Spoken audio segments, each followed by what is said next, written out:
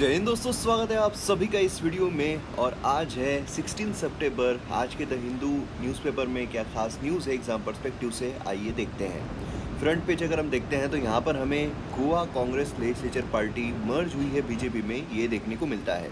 अब देखिए exam perspective से इम्पोर्टेंट क्या है, आपको 10 शेड्यूल का पता रहना बहुत ज़रूरी है। 10 शेड्यूल मतलब एंटी डिफेक्शन लॉ क्या कहता है, कब पार्टी मर्ज हो सकती है दूसरी पार्टी के साथ, कब डिफेक्शन लगता है, कौन डिफेक्शन तय करता है, ये सारी चीज़ें आपको एग्ज़ाम में पता रहनी चाहिए। प्लस उसी के साथ साथ अगर कोई डिफेक्शन के तहत डिसक्वालीफाई होता है तो फिर क्या वो जो इलेक्शंस रहेंगे वो लड़ सकता है, इन सारी चीज़ों के बारे में आपको पता रहना चाहिए।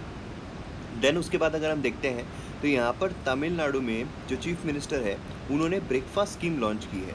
अब देखिए ब्रेकफास्ट स्कीम मतलब यहाँ पर बेसिकली क्या है कि जो बच्चे हैं उनको ब्रेकफास्ट जो है वो दिया जाएगा। ठीक है, अब इस पर पूरा एक्सप्लेन्ड सेक्शन जो है वो भी हमें देखने को मिलता है स्कीम के तहत। यहाँ पर जो मेन चीज़ें हैं मतलब क्लास 1 to 5 जो है यहाँ पर स्टूडेंट्स, तो उनको यहाँ पर ब्रेकफास्ट दिया जाने वाला है। और इन्होंने बोला ये फ्री बीज जो यहाँ पर चल रहा है कि भाई फ्री में सब कुछ बांटा, ये फ्री बीज नहीं है, ये बेसिकली गवर्नमेंट का ड्यूटी है कि उनको ये सारी चीज़ें जो है वो प्रोवाइड करना चाहिए। तो ये हमें देखने को मिलता है।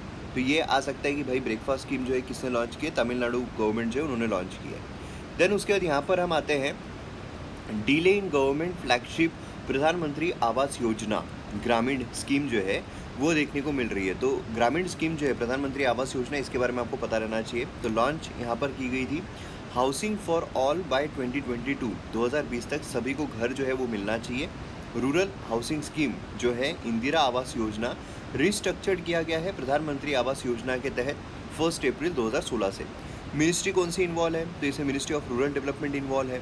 एम क्या है कि यहाँ पर पक्का हाउसेज जो है वो यहाँ पर मिलने चाहिए, जितने बेसिक एमिनिटीज़ है वो फैसिलिटीज़ यहाँ पर मिलनी चाहिए जो भी होमलेस है उनको। तो ये चीज़ आपको बेसिकली पता रहनी चाहिए। देन उसके बाद यहाँ पर अगर हम आते हैं तो aim is reconciliation with all armed group in north east. तो यहाँ पर क्या है, कॉन्सिलिएशन की बात की जा रही है। बेसिकली यहाँ पर आपको पता क्या रहना चाहिए, इंसर्जेंसी जो होती है नॉर्थ ईस्ट में, कश्मीर में, तो ये इंसर्जेंसी के बारे में पता रहना चाहिए। बेसिकली हमारे जीएस पेपर 3 इंटरनल सिक्योरिटी जो है उसमें आता है। तो इंटरनल सिक्योरिटी पूरा कोड जो है MM अकेडमी ऐप पर अवेलेबल है। तो MM अकेडमी ऐप डाउनलोड कीजिए, आपको इंटरनल सिक्योरिटी के साथ साथ बाकी जो कोर्सेस है वो भी देखने को मिलेंगे। तो ये हो गए फ्रंट पेज की न्यूज़। देन उसके बाद नेक्स्ट पेज पर आते हैं तो यहाँ पर हमें देखने को मिलता है लैंडफिल्स के बारे में। तो यहाँ पर लैंडफिल्स आ रहा है। अब देखिए लैंडफिल जो है वो इम्पोर्टेंट किस टॉपिक के अंडर में है, तो जीएस पेपर 3 अगर हम देखते हैं उसमें सॉलिड वेस्ट मैनेजमेंट है इंडिया में। तो सॉलिड वेस्ट मैनेजमेंट किस तरीके से होता है, ये पूरा टॉपिक ही आपको पता रहना चाहिए। मतलब ये अलग से लैंडफिल करने की ज़रूरत नहीं है। सॉलिड वेस्ट मैनेजमेंट इंडिया अगर आप कर लोगे, उसका प्रॉपर जैसे मैं बोलता हूँ एक ढांचा बनाइए। सिलेबस है हमारा, सिलेबस का जो हर पॉइंट है उसका आप एक ढांचा बना लो। बस उस ढांचे में जो क्वेश्चन पूछा गया है उसके तहत कुछ पॉइंट ऐड, कुछ पॉइंट सब्सट्रैक्ट, वो करना, वो होती है स्मार्ट स्टडी। आपको ज़बरदस्ती क्या है, हर टॉपिक पे अगर आप मेंस के लिए आंसर्स बनाते रहोगे तो फिर तो स्काई इज़ द लिमिट, को है ही नहीं, लिमिट ही नहीं है ना, कि कौन कौन से टॉपिक पे आप मेंस आंसर राइटिंग जो है बनाओगे। इसलिए यहाँ पर ढांचा बनाना आपको ज़रूरी है ताकि कोई भी क्वेश्चन उससे रिलेटेड पूछा जाए तो आप सीधे पॉइंट जो उसमें घुसेड़ सको।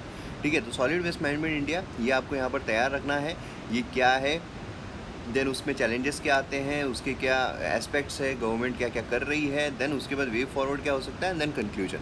5 पॉइंट आपको लिखने पड़ेंगे। तो लैंडफिल क्या होता है, लैंडफिल बेसिकली एक मैनमेड पीट होता है। ठीक है, एक मैनमेड गड्ढा बनाया हुआ होता है, उसमें जो भी सॉलिड वेस्ट होता है उसमें उसको डंप कर दिया जाता है, तो उसको हम कहते हैं लैंडफिल्स। ठीक है, इसमें रेजिडेंशियल या कमर्शियल वेस्ट जो है दोनों यहाँ पर लाए जाते हैं। और उसी के साथ साथ यहाँ पर प्लास्टिक या टीन पैकेजेस जो है वो यहाँ पर लैंडफिल में फाइंड किए जाते हैं। और उसी के साथ साथ यहाँ पर जो वेस्ट है लैंडफिल में, लाइनिंग जो है प्रोएक्टिव लाइनिंग वो देखने को मिलती है, जिससे कि जो डेंजरस केमिकल्स है, जो भी डेंजरस हार्मफुल केमिकल्स होते हैं जो ग्राउंड वाटर में एस्केप हो सकते हैं, ड्रिंकिंग वाटर कॉन्टेमिनेट कर सकते हैं, वो सब वहाँ पर देखने को मिलते हैं। ठीक है, और जो फ्लाइज है, रैट्स है, उनको भी यहाँ पर बढ़ने से इससे रोका जाता है। तो ये बेसिकली लैंडफिल के बारे में है, तो ये भी आपको पता रहना चाहिए। बाकी solid waste management in India जो है ये आपका पूरा आंसर तैयार रहना चाहिए। देन उसके बाद अगर हम देखते हैं तो बाकी यहाँ पर एक न्यूज़ देखने को मिलती है ईडी की। तो एनफोर्समेंट डायरेक्टरेट जो है वो आपको पता रहना चाहिए। एनफोर्समेंट डायरेक्टरेट के बारे में हमारे जीएस पेपर 2 में इम्पॉर्टेंट रोल प्ले करते हैं। देन उसके बाद अगर हम नेक्स्ट पेज पर आते हैं तो यहाँ पर कोई भी न्यूज़ जो है इम्पॉर्टेंट नहीं है। देन फोर्थ पेज पर भी अगर हम आते हैं तो कोई भी न्यूज़ यहाँ पर एग्जाम पर्सपेक्टिव से इम्पॉर्टेंट दिखाई नहीं दे रही है। देन उसके बाद नेक्स्ट इस पर आते हैं तो यहाँ पर भी कोई खास न्यूज़ जो है वो अवेलेबल नहीं है। देन उसके बाद यहाँ पर भी नहीं है, 8th पेज पर भी नहीं है, सीधा यहाँ पर 9th पेज पर आती है। 9th पेज पर हुआ क्या है, एक यूट्यूबर है, उनको 6 मंथ की जेल जो है, मतलब सिंपल इम्प्रिजनमेंट जो है वो बेसिकली दिया गया है। अब क्यों दिया गया है, उन्होंने जो कोर्ट है उनके अगेंस्ट में कुछ रिमार्क किया था कि हायर जुडिशरी जो है वो कम्प्लीटली करप्टेड है, ऐसा उन्होंने अपनी यूट्यूब वीडियो में एक वीलॉग में कहा था, जिसके वजह से सुओ मोटो यहाँ पर केस जो है उनके अगेंस्ट में ले लिया गया और 6 मंथ की जेल जो है उनको दी गई एज कंटेम्प्ट ऑफ कोर्ट। तो यहाँ पर कंटेम्प्ट ऑफ कोर्ट क्या होता है वो आपको पता रहना चाहिए, ठीक है। कौन से यूट्यूबर ने किया था, क्या उसका चैनल था, क्या उसने बोला था, ये सारी चीज़ें एग्जाम में नहीं पूछी जाएगी। कंटेम्प्ट ऑफ कोर्ट क्या है, एक पावर है कोर्ट का जिससे कि खुद की रिस्पेक्ट, डिग्निटी जो है प्रोटेक्ट कर सकते हैं। कंटेम्प्ट ऑफ कोर्ट एक्ट 1971 के तहत हमें देखने को मिलता है। अब यहाँ पर जो कंटेम्प्ट ऑफ कोर्ट है ये हमारे संविधान में कहीं पर भी डिफाइन नहीं किया गया है, ये एक चीज़ प्रीलिम्स पर्सपेक्टिव से इम्पॉर्टेंट है। आर्टिकल 129 जो है वो ये बोलता है कि सुप्रीम कोर्ट को कंटेम्प्ट जो होता है उसको पनिश करने का अधिकार है। आर्टिकल 215 यहाँ पर हाई कोर्ट को पावर देता है। अब यहाँ पर अगर आप देखोगे तो उसमें सिविल और क्रिमिनल दो कंटेम्प्ट देखने को मिलते हैं। सिविल कंटेम्प्ट मतलब क्या होता है, डिसओबीडियंस, ठीक है। सिविल कंटेम्प्ट मतलब होता है डिसओबे करना किसी भी जजमेंट को, और क्रिमिनल कंटेम्प्ट मतलब क्या होता है, स्कैंडलाइज करना, कोर्ट को उसकी अथॉरिटी लोअर करने की कोशिश करना, एडमिनिस्ट्रेशन जो है उसमें कुछ ऑब्स्टक अड़थड़े क्रिएट करना। तो यहाँ पर जो यूट्यूबर है इनको सिविल कंटेम्प्ट हुआ होगा या क्रिमिनल कंटेम्प्ट हुआ होगा, स्कैंडलाइज कर रहे हैं, क्रिमिनल कंटेम्प्ट जो है उसके तहत देखने को मिल रहा है। नेक्स्ट इस पर आते हैं, कोई भी खास न्यूज़ नहीं है। 10th पेज पर भी अगर आप देखोगे तो यहाँ पर एंटी कन्वर्जन, ऑलरेडी मैंने आपको बोला हुआ है इसके बारे में पढ़ने के लिए, तो एंटी कन्वर्जन आपने पढ़ लिया होगा बट ऑब्वियसली। देन उसके बाद यहाँ पर कुछ भी खास न्यूज़ जो है दिखाई नहीं दे रही है। नेक्स्ट पेज पर यहाँ पर एडिटोरियल पेज अगर हम देखते हैं तो यहाँ पर parliamentary business and an essential pit stop. देखिए क्या हो रहा है, अगर मैं आपको इसका क्रक्स बताऊँ तो बेसिकली क्या है कि कोई भी बिल जब उसको लॉ में तब्दील करना होता है तो क्या होता है, उसको पार्लियामेंट के थ्रू जाना पड़ता है, मतलब लोकसभा, राज्यसभा, प्रेसिडेंट, है ना। देन उसके बाद वो लॉ में तब्दील हो जाता है। अब यहाँ पर जब लॉ, मतलब जो बिल है वो जब किसी भी हाउस में आता है तो उसके बाद क्या होता है, उस पर डिस्कशन होता है, मतलब अपोजिशन जो है उसकी खामियां बताती है, जो गवर्नमेंट है वो उसको डिफेंड करती है, एंड देन उसके बाद वोटिंग होती है, एंड देन उसके बाद वो बिल जो है वो हाउस से पास होता है। लेकिन अगर कुछ ज़्यादा ही समस्या बढ़ गई, मतलब कुछ ऐसे स्क्रूटिनी लग रही है कि भाई स्क्रूटिनी जो है उसमें होनी चाहिए, तो फिर ऐसे सिनारियों में क्या होता है, उसको स्टैंडिंग कमेटी की तरफ भेज दिया जाता है। अब यहाँ पर पूरा पार्लियामेंट बोल रहा हूँ मैं, पूरा पार्लियामेंट, वैसे तो एम अकेडमी ऐप पर अवेलेबल है ही, लेकिन फिर भी मैंने यूट्यूब पर फ्रीली जो पार्लियामेंट पूरा, मतलब पार्लियामेंट का पापा वीडियो नाम से ही वो वीडियो है कि 6 घंटे के आसपास का वीडियो है, जिसमें पूरा पार्लियामेंट मैंने डिटेल में एक्सप्लेन किया हुआ है, प्रीलिम्स मेंस दोनों पर्सपेक्टिव से आपको वो काम आ जाएगा। तो वो वीडियो जो है ज़रूर देखिए, यूट्यूब पर है, फ्रीली अवेलेबल है, तो उससे आप कभी भूलोगे ही नहीं पूरे पार्लियामेंट को, ठीक है। तो पार्लियामेंट की पूरी प्रोसेस जो है स्टार्ट टू एंड, उसमें कौन कौन होते हैं स्पीकर, मतलब सभी एवरीथिंग वहाँ पर मैंने एक्सप्लेन किया हुआ है। तो वो वीडियो आप ज़रूर देखिएगा, पूरा एक ही वीडियो में है, सब कुछ एक ही वीडियो में, वो एडवांस वाला वीडियो है, ठीक है। तो वो वीडियो आप ज़रूर देखिए। दूसरी चीज़ यहाँ पर स्टैंडिंग कमिटीज़, तो स्टैंडिंग कमिटीज़ जो है, तो कमिटीज़ यहाँ पर आपको सारी कमिटीज़ के बारे में पता रहना चाहिए कि कमिटीज़ काफ़ी ज़्यादा न्यूज़ में चल रही है, ठीक है। पार्लियामेंट्री स्टैंडिंग कमेटी काफ़ी न्यूज़ में चल रही है, तो मतलब ad hoc committee, then standing committee, then उसमें जो सब कमिटीज़ हमें देखने को मिलती है, तो सारी कमिटीज़ के बारे में आपको अच्छे से इन्फॉर्मेशन रहनी चाहिए। ये एग्ज़ाम पर्सपेक्टिव से काफ़ी इंपॉर्टेंट है क्योंकि काफ़ी न्यूज़ में चल रहा है, इस पर क्वेश्चन पूछा जा सकता है। तो अब यहाँ पर कमिटीज़ जो है, स्टैंडिंग कमिटीज़, उसको रेफ़र किया जाता है, ठीक है। तो अब यहाँ पर क्या हो रहा है, प्रॉब्लम क्या हो रहा है कि जो गवर्नमेंट है वो इससे बचने के लिए कि अपोजिशन ये बोलेंगे वो बोलेंगे, सारे मतलब मोस्ट ऑफ द बिल जो है वो कमेटी को भेज रहे हैं, और कुछ कुछ ऐसे बिल है जो इम्पोर्टेंटली कमेटी को भेजने थे मगर वो बिल जो है वो कमेटी को नहीं भेजे गए, वो फटाफट पास कर लिए गए। तो ऐसी चीज़ें यहाँ पर बोली जा रही है। तो क्वेश्चन आपको आ सकता है कि भाई यहाँ पर जो पार्लियामेंट्री स्टैंडिंग कमेटीज़ है उसको सारे बिल रेफ़र करना क्या आवश्यक है, क्या रेफ़र किए जाने चाहिए, या फिर यहाँ पर जो पार्लियामेंट्री स्टैंडिंग कमेटी को हम जब रेफ़र करते हैं तो उसके बाद समय जो है वो भी उतना ही जाता है ना? तो क्या उतना समय मतलब यहाँ पर कोई टाइम लिमिट जो है वो रहनी चाहिए? ऐसे कुछ क्वेश्चंस जो है आपको घुमा फिरा कर आ सकते हैं। तो यहाँ पर कुछ स्टेप्स दिए गए हैं इनके द्वारा, तो बस राइटर के द्वारा बेसिकली ये बोल रहे हैं कि पहली चीज़ स्पीकर ऑफ लोकसभा, जो स्पीकर मतलब जो प्रिसाइडिंग ऑफिसर होते हैं लोकसभा के और जो प्रिसाइडिंग ऑफिसर होते हैं राज्यसभा के, चेयरमैन ऑफ राज्यसभा मतलब वाइस प्रेसिडेंट ऑफ इंडिया। तो ये जो है इनके पास पावर है कि वो बिल जो है वो स्टैंडिंग कमेटी जो होती है उसको रेफ़र कर सकते हैं, ठीक है। देन उसके बाद मतलब अगर यूज़फुल है कि ये प्रोसेस उस पर जानी चाहिए तो उन्होंने यहाँ पर वो चीज़ करनी चाहिए। यहाँ पर वो दबाव में नहीं रहना चाहिए कि यार नहीं नहीं नहीं ये अगर बोल रहे हैं तो चले जाते हैं, ऐसा कुछ नहीं है। दूसरी चीज़ जो डिस्कशन है पार्लियामेंट्री स्टैंडिंग कमेटी की वो फ्री एंड फ्रैंक रहनी चाहिए। क्या होता है उसमें भी बेसिकली कौन है, यही लोग हैं, पार्टी वाले लोग हैं।